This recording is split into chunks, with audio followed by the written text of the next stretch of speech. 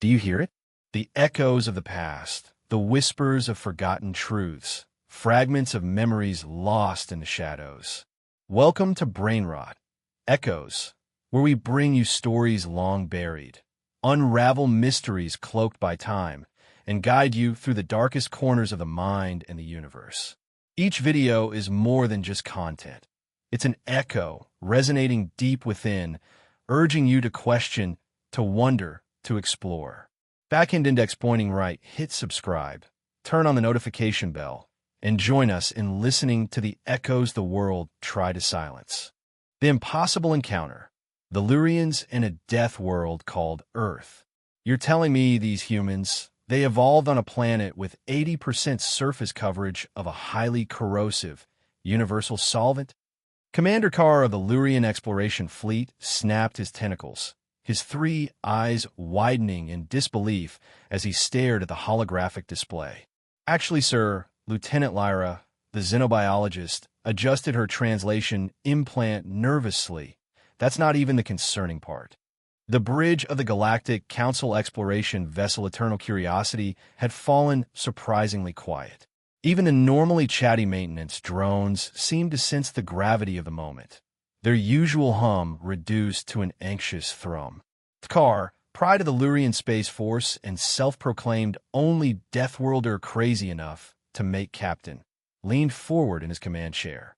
The reinforced carbon steel alloy creaked under his considerable weight, a necessity for someone evolved on a 2.5G world. Define not even the concerning part, he said slowly. Lyra pulled up another hologram, this one showing atmosphere composition readings. Their atmosphere is approximately 21% pure oxygen. Tar actually recoiled, nearly falling out of his chair. That's impossible. The combustion risk alone. Oh, it gets better, sir, Lyra continued, warming to her subject with the enthusiasm only a xenobiologist could muster for potentially lethal planetary conditions. They evolved in an environment with regular electrical atmospheric discharges, seasonal megastorms, active plate tectonics, and periodic ice ages. Their planet hosts over 700 species of obligate predators weighing over 50 kilograms, and that's just counting the current ones. Tkar hauled himself back into his chair, his tentacles twitching. And they survived this how? How intelligent are we talking? They've achieved faster-than-light travel by their first egg, sir, Lyra whispered. How do we miss them until now? Tkar asked, his voice laced with incredulity. Well, Lyra brought up yet another hologram, this one showing a spiral arm of the galaxy with a small region highlighted in red. They're from what we designated as the Dead Zone. That region we assumed was uninhabitable due to the density of Class 4 through 9 death worlds. You mean to tell me, Tar said slowly, that we found intelligent life in the sector we mark here be dragons on our star charts? Honestly, sir, I believe the official designation was navigation hazard, extreme environmental conditions. But yes, and humans, well, they don't just survive there, they thrive. The bridge fell silent again as the implications sank in. The Lurians had always prided themselves on being the galaxy's premier deathworlders.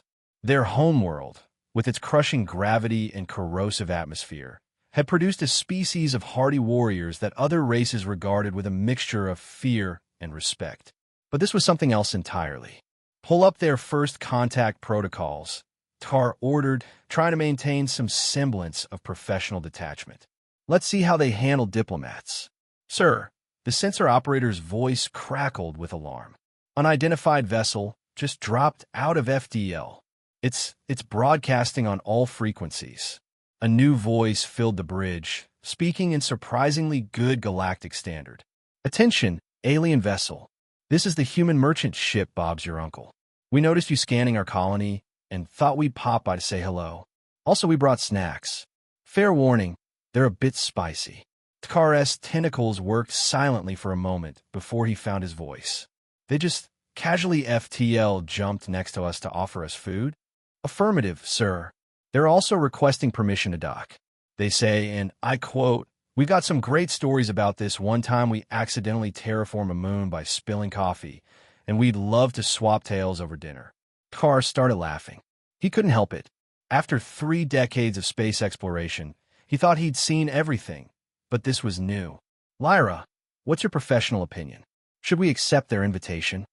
Lyra was already reviewing the preliminary scans of the human vessel. Sir, their ship's life support is maintaining Earth standard conditions. That means their snacks probably evolved in an environment that would kill most species in the galaxy. Their idea of a bit spicy might be classified as a chemical weapon by Galactic Council standards. Perfect. Tkar clapped his primary hands together. Open channel. I want to meet these humans. What followed was arguably the most interesting first contact in Galactic Council history. The humans, as it turned out, were exactly as crazy as their planetary conditions suggested. And then some. The human captain, one Sarah Chun, strode onto the Eternal Curiosity with the casual confidence of someone who had evolved on a planet where death by lightning was a common enough occurrence to have its own insurance category. She was carrying what she called a picnic basket and wearing what she described as casual Friday attire. Hope you don't mind, she said, setting down the basket, but we brought a variety of options. Never know what other species can safely eat, you know? Though I've got to say, you folks look pretty sturdy. Deathworlders, right? Tar puffed up with pride. Indeed, we evolved on a 2.5G planet with a corrosive atmosphere. Sarah grinned. Nice. We got a colony on a planet like that. Great for extreme sports tourism. Tar's tentacles dropped. You colonize worlds like ours for fun? Well, yeah. I mean, you've got to do something on your vacation, right? Can't spend all your time on those boring paradise worlds. No offense to the species that live there, but where's the excitement in perfect weather and no predators? The next few hours were a crash course in human insanity. Sarah and her crew shared stories that made Tar's exoskeleton crawl, tales of humans deliberately jumping out of perfectly functional aircraft for entertainment, diving into the corrosive water that covered their planet to see what's down there, and intentionally climbing frozen mountains because they're there. But it was the food that really drove home just how different humans were. Sarah had thoughtfully brought environmental suits for the Eternal Curiosity's crew, explaining that some of the spices might be a bit much for unprotected respiratory systems. She wasn't wrong. Tar watched in horror as Sarah casually bit into something she called a ghost pepper while explaining that it wasn't even close to the hottest thing humans ate for fun. Wait, Lyra interrupted, her scientific curiosity overriding her survival instinct. You're saying you deliberately cultivated plants that produce chemical irritants to make your food more interesting? Oh yeah, Sarah beamed. We've got this great restaurant back on Earth that makes you sign a waiver before they'll serve you their special sauce. It's fantastic. The conversation eventually turned to military matters, as conversations between spacefaring species often do. Tkar was proud of the Lurian combat record. They were, after all, the Galactic Council's go-to species for handling hostile environments and dangerous missions.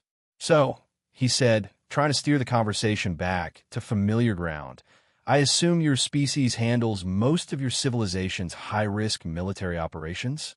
Sarah looked confused. What? No, we're mostly merchants and explorers. Our military is quite small, actually. We figure out pretty early that trading is more fun than fighting. But with your environmental tolerances, your physical capabilities, Tar sputtered. Oh, that, Sarah laughed. Yeah, we're pretty tough, I guess.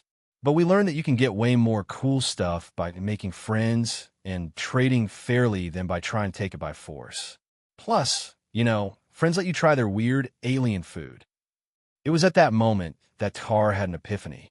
The Lurians had always seen their Death World origins as a source of martial pride, a reason to stand apart from the softer species of the galaxy.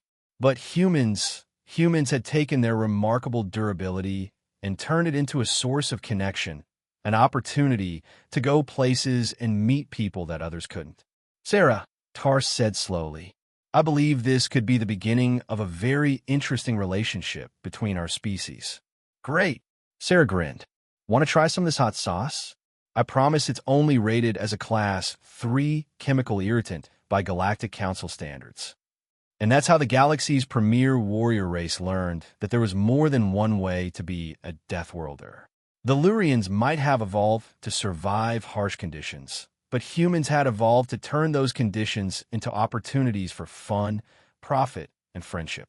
In the years that followed, human influence spread through the galaxy not by force of arms, but through an infectious combination of curiosity, hospitality, and what they called extreme tourism.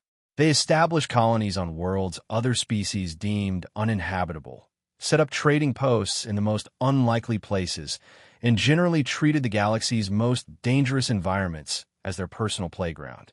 The Galactic Council eventually had to create an entirely new classification system for planetary hazards because humans kept colonizing worlds that were supposedly impossible to live on. They also had to revise their first contact protocols to include a section specifically about human food, with appropriate warning labels and liability waivers.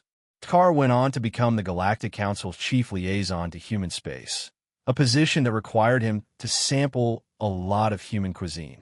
He developed quite a taste for something called extra spicy chicken wings, though he never quite worked up the courage to try the sauce that required a waiver.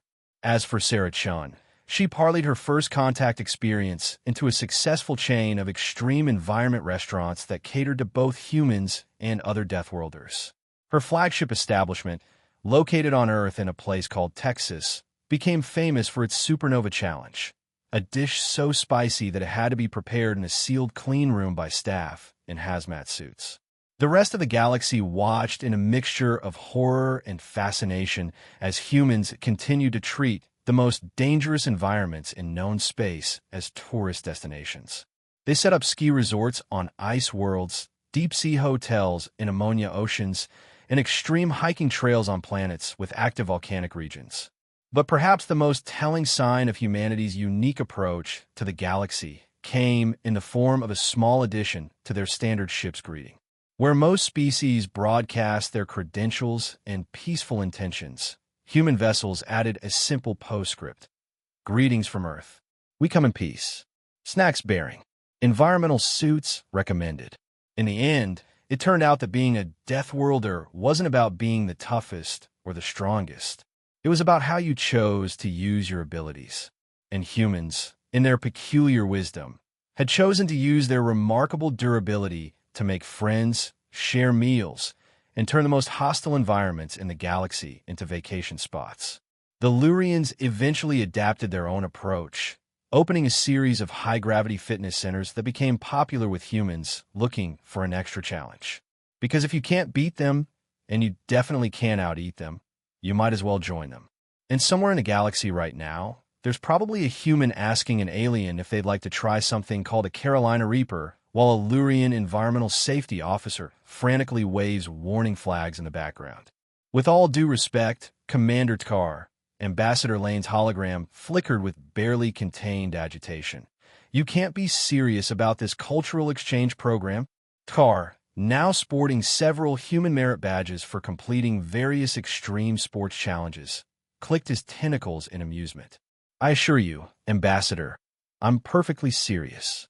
The humans have already agreed. But a joint academy training both species young together? Have you seen their educational methods? I have, Tkar replied absent-mindedly, adjusting the I survive human hot sauce pin on his ceremonial armor. That's exactly why I proposed it. The ambassador's 4 eyes blinked in rapid succession, a sign of extreme distress among the Lurians. They teach their children survival skills by abandoning them in wilderness areas. They call it summer camp. Actually, a cheerful voice interrupted. That's just the basic course. Wait until you hear about our Advanced Wilderness Leadership Program. Sarah Chun, now sporting the impressive title of Human Galactic Relations Director and owner of the increasingly infamous restaurant chain Death by Dining, stepped into view. She was wearing what humans called a Hawaiian shirt, decorated with patterns of Earth's most dangerous predators. Sarah, Tkar's tentacles spread in what had become his approximation of a human smile. Perfect timing. I was just explaining to the ambassador about our new joint venture. Oh, you mean the Extreme Exchange Program? Sarah grinned. We've already got over 1,000 applications from human teenagers. They're super excited about learning high-G combat techniques from the Lurians. The ambassador's exoskeleton actually creaked from tension. And how many Lurian applications have we received? 327 so far, Tar reported, mostly from young ones who've been watching human extreme sports broadcasts. We're calling it Death World Academy, Sarah added helpfully, though legal made us add safety first to the official title. What followed was perhaps the most interesting educational experiment in galactic history. The first class of the Joint Death World Species Safety First Academy, JDSSFA, or Death School as the students immediately dubbed it, opened 6 standard months later on a specially chosen planet that both species found pleasantly challenging. The facility itself was a marvel of cross-species engineering. One wing maintained Earth-standard conditions, while another replicated the crushing gravity and corrosive atmosphere of the Lurian homeworld. The common areas existed in a carefully maintained middle ground that both species found uncomfortably exciting. Welcome to orientation. Sarah stood before the assembled students, a mix of human teenagers practically vibrating with excitement and young Lurians trying very hard to maintain their species' traditional dignified bearing. Before we begin, please make sure you've signed all 14 pages of liability waivers. And yes, the section about voluntary exposure to human cooking is mandatory. Tar, standing beside her as co-administrator, added, "Remember, the goal here is not just survival, but understanding. Each species has something to teach the other." The first few weeks were interesting.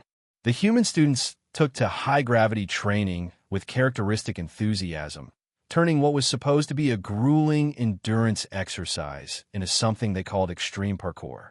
The Lurian instructors watched in horror as their carefully designed obstacle course became a playground for backflipping teenagers in G-suits. Meanwhile, the young Lurians discovered something their species had never considered. Fun could be a powerful training motivator. Their natural durability, combined with human creativity, led to the invention of several new sports that would later be banned in 3 sectors of the galaxy. Underscore. But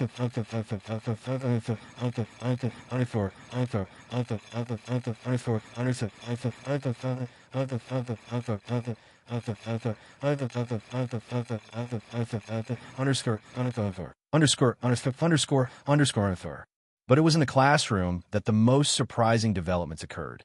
So, Jennifer Martinez, a 16-year-old from Earth, raised her hand during xenobiology class. "You're saying that most species consider both our worlds completely uninhabitable, correct?" The instructor, Dr. Vzan, who had eagerly transferred from the Eternal Curiosity to study this unprecedented experiment, confirmed. The combination of environmental hazards on either Earth or Lurian Prime would be lethal to approximately 98% of known sentient species. Cool. Jennifer turned to her Lurian lab partner, Phil. "Want to help me with my science project? I've got this idea for an extreme environment cooking show." Phil, who had already developed a disconcerting addiction to human energy drinks, clicked enthusiastically.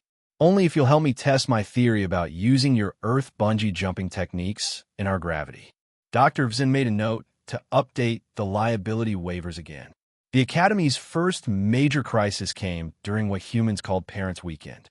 The facility's kitchens, attempting to cater to both species' tastes, impeccably cross-contaminated a Lurian protein dish with human hot sauce.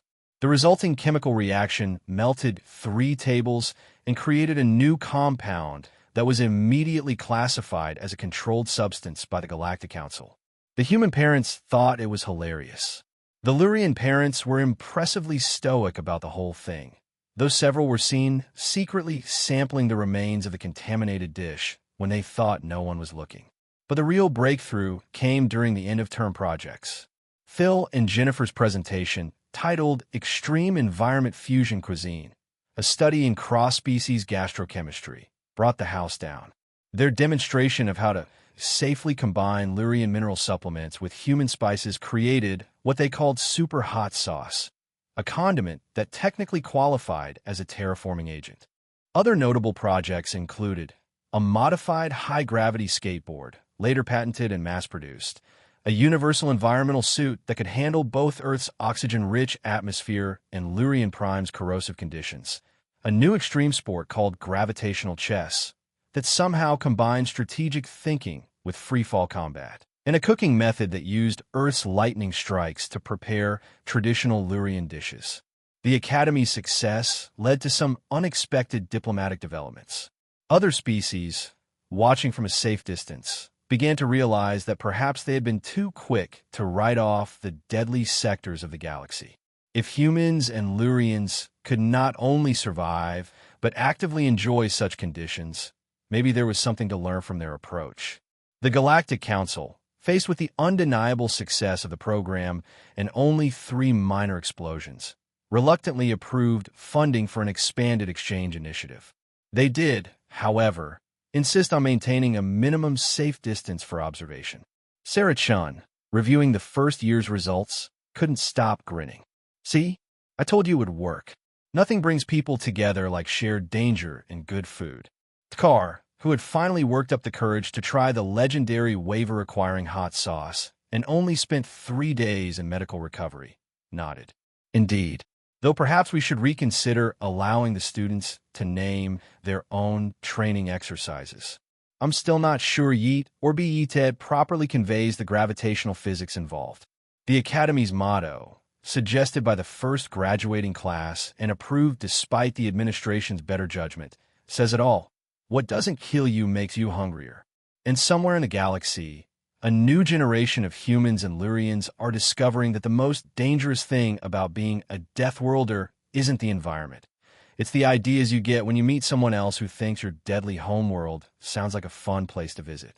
The second year's applications doubled, the liability waiver grew to 20 pages, and the galaxy watched with a mixture of horror and fascination as 2 species of Deathworlders learned that education was a lot more interesting when there was a chance of explosions.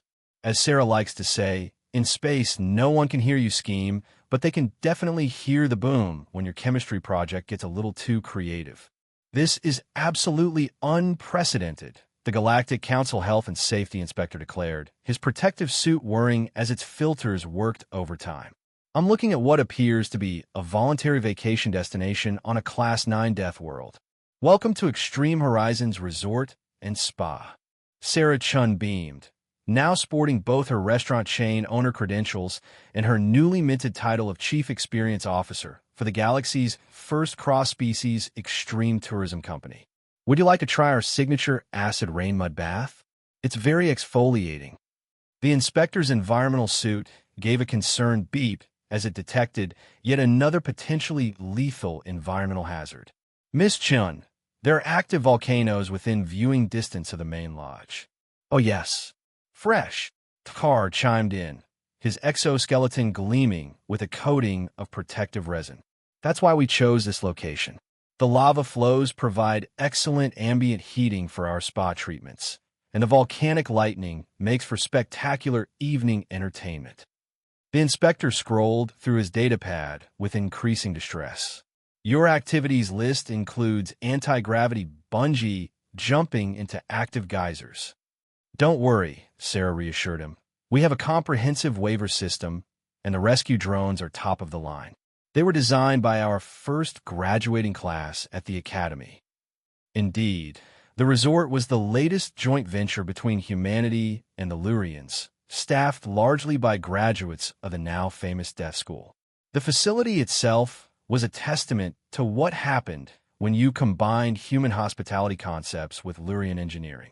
The main lodge, a stunning piece of architecture that somehow managed to look both inviting and like it could withstand a direct meteor strike, housed 3 different atmospheric zones. The human section maintained Earth standard conditions, complete with what they called a weather room that simulated various Earth natural disasters for homesick guests. The Lurian wing recreated their homeworld's gravity-crushing and corrosive atmosphere, featuring what they marketed as relaxing acid pools. But it was the common area that really showcased the insanity of the venture. Designed to be challenging yet survivable for both species, it had quickly become the galaxy's hottest meeting spot for thrill-seeking diplomats. And here's our premier restaurant. Sarah gestured proudly to a reinforced structure with hazard warnings in 12 languages. The last resort, where every meal is an adventure. The restaurant had already gained notoriety throughout the galaxy. Its head chef, none other than Jennifer Martinez, the former death school student who had invented super hot sauce, had created a menu that required graduated tolerance testing before guests could advance to the higher tiers. "We've had to update our insurance policy 6 times this month alone," Tar noted proudly. "Apparently, we're now classified as our own category of risk." The inspector watched in horror as a group of human tourists cheerfully headed towards something called the Lightning Surfing Experience, while a family of Lurian youth eagerly signed up for Extreme Sports Hurricane Edition. "But why?" he finally managed to ask. "Well," Sarah explained, helping a Lurian guest adjust their survived Earth gravity anti-rust suit, "we realized something important during our educational exchange program. Both our species evolved to not just survive extreme conditions, but to adapt and thrive in them. So why not share that perspective with the rest of the galaxy?" Tar nodded, his tentacles clicking in amusement as he watched a mixed group of humans and Lurians playing something they called volcanic volleyball. "Besides," he added, "you haven't lived until you've tried deep-sea fishing in a methane ocean. The catch may be toxic to most species, but the views are spectacular." The resort's success spawned a whole new industry. Soon, Extreme Horizons locations were popping up on death worlds throughout the galaxy. Each resort specialized in promoting the unique hazards of its location, turning what other species considered lethal environmental conditions into tourist attractions. Popular packages included the Lightning Strike Golf Challenge on Electric Storm Prime, Zero-G wrestling in the crushing gravity wells of Neutron Beach Resort, and acid rain rafting adventures in the corrosive rivers of Morian 6, and sandstorm surfing on the glass deserts of Silica Major. But perhaps the most surprising development came from the resort's unexpected role in galactic diplomacy. It turned out that something about facing potential death by entertainment made traditional diplomatic stalemates seem rather trivial. "It's hard to maintain a species rivalry," Sarah often observed, "when you both try to survive the ultimate death world decathlon." The resort's conference center, built to withstand everything from meteor strikes to quantum fluctuations, became a popular location for difficult diplomatic negotiations. More than one intergalactic treaty was signed in the aftermath of what became known as survival bonding sessions. The inspector's final report to the Galactic Council was succinct. "While I cannot in good conscience approve of any of this, I must admit that the safety protocols are impressively thorough, if only because both humans and Lurians seem to enjoy surviving increasingly improbable situations." He added a personal note. "Also, the gift shop selection of I cheated death on my vacation merchandise is surprisingly extensive." The resort's success led to yet another collaborative venture. Sarah and Tar announced the creation of Death World Adventures, an educational tourism company specializing in what they call survival tourism experiences. "Think of it as a gap year program," Sarah explained to a horrified panel of galactic education officials, "but with more lava." The first group of students, a mix of various species under the guidance of human and Lurian instructors, set out to explore the galaxy's most dangerous environments. Their blog, Dancing with Death Responsibly, became an instant hit. Entries included, "How to make friends with local megapredators." Note, results may vary. Top 10 most delicious, possibly toxic, plants. Fashion guide. Accessorizing your environmental suit. And dating across species, when your idea of a fun first date involves possible death. The Galactic Council eventually created a new department specifically to handle what they termed human-Lurian collaborative insanity. The department's first action was to establish a new hazard classification system that included the category technically survivable, human/Lurian standard. And somewhere in the galaxy right now, a human and a Lurian are probably planning their next relaxing vacation to a planet that will kill most species instantly. They'll probably open a coffee shop there. As Sarah likes to say, in the hospitality industry, you haven't really made it until your establishment requires a quantum physicist to calculate the insurance premiums. The resort's latest addition, a time-dilated bungee jumping experience near a black hole. The waiver for that one is still being written. The galaxy may never be the same, but at least it's never boring. and the gift shop does amazing business. Breaking news. Across the Galactic Information Network, the holographic announcer's tentacles waved with barely contained excitement. The latest season of Survival, Death World Edition, has broken all previous viewing records, with an estimated 40% of the galaxy's population tuning in for last night's finale. The show, a joint production between human and Lurian entertainment companies, had become the galaxy's most unlikely cultural phenomenon. The premise was simple. Take contestants from various standard environmental worlds and have them attempt to complete challenges designed by humans and Lurians, all while learning to appreciate the charm of Death World living. Can you believe it? Sarah Chun mused, watching the broadcast from her office in the newly constructed Extreme Horizons corporate tower, built to withstand direct asteroid impacts, naturally. Just 3 years ago, most species wouldn't even consider visiting a Class 4 world. Carr, now sporting the impressive title of Galactic Minister of Extreme Tourism and Cultural Exchange, clicked his tentacles in amusement. My favorite part was when that flown contestant discovered they could use their natural buoyancy to surf Earth's hurricane winds. The latest season had featured everything from cooking challenges using volatile Earth ingredients to surviving in Lurian gravity. The finale, which involved a scavenger hunt through an active volcanic range while dodging lightning strikes, had kept the galaxy on the edge of their seats. But the show's true impact went far beyond entertainment. Minister Tkar, a young Lurian, burst into the office, their exoskeleton still smoking slightly from their morning extreme commute through the acid rain. The Galactic Council's Cultural Exchange Committee has just released their annual report. The report, displayed in hovering holographic text, told an extraordinary story. In the 3 years since the establishment of the Joint Death World Species Safety First Academy and the subsequent tourism ventures, there have been a 300% increase in cross-species adaptation training programs. More surprisingly, species that had traditionally avoided any form of environmental challenge were now actively seeking out controlled exposure experiences. Look at these numbers. Sarah grinned, scrolling through the data. The Floans have opened their own gravity adaptation centers. The Crystallants are offering extreme temperature tolerance workshops. Even the Vapori have started a solid-state appreciation society. The cultural shift hadn't stopped there. Fashion trends across the galaxy now incorporated elements of human and Lurian protective gear. Battle-scarred chic, as fashion magazines called it, had become the latest rage. Environmental suits were no longer merely functional, but had become status symbols, with the most prestigious designs featuring authentic scorch marks from Earth lightning or acid etching from Lurian storms. Even cuisine had sparked a revolution. Jennifer Martinez's The Last Resort had spawned a whole new category of dining establishment, the survival restaurant. These establishments offered increasingly adventurous species the chance to sample carefully controlled portions of human and Lurian cuisine, complete with medical teams on standby. Did you see the latest application numbers for next year's Academy class? Tkar asked, pulling up another holographic display. We've got candidates from 27 species that were previously classified as extremely environmentally sensitive. The Academy itself had evolved.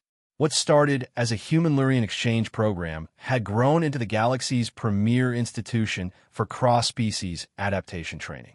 The curriculum now included everything from introduction to breathing, optional environments to advanced interspecies emergency response techniques.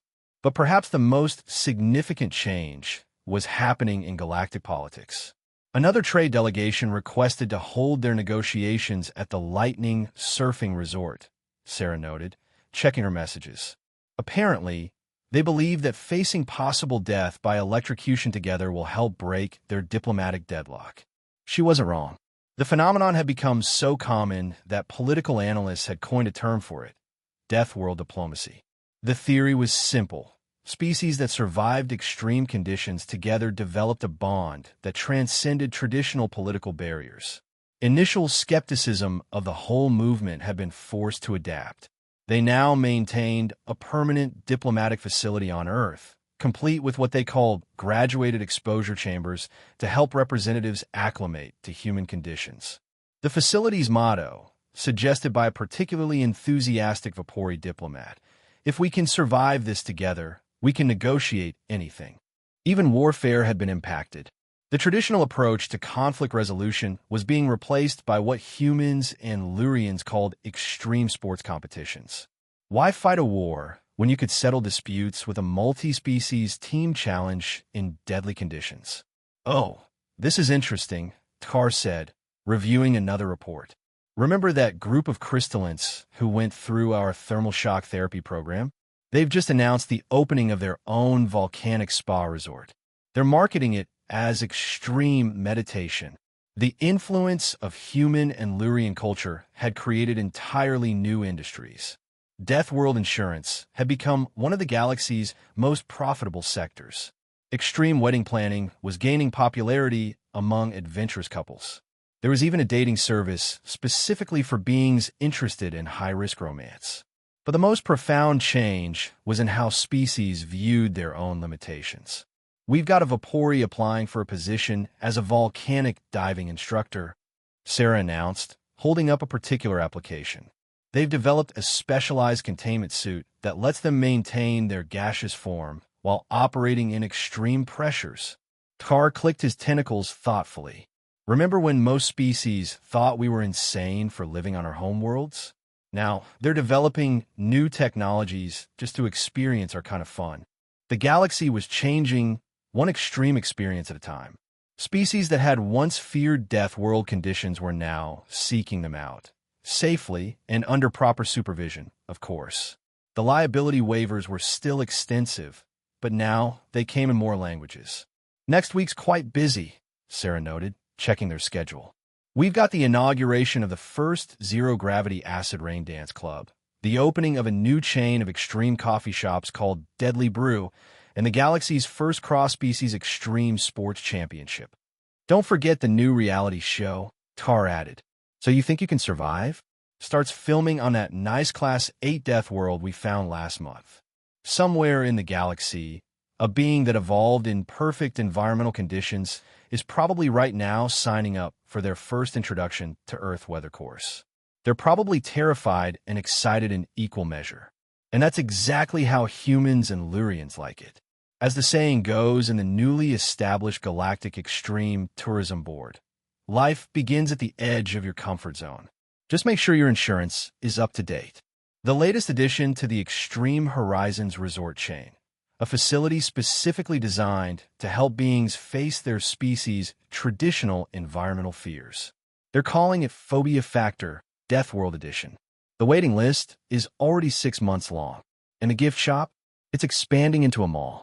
Because if there's one thing the galaxy has learned from humans and Lurians, it's that anything can be an adventure if you're brave enough to try it. Just remember to sign the waiver.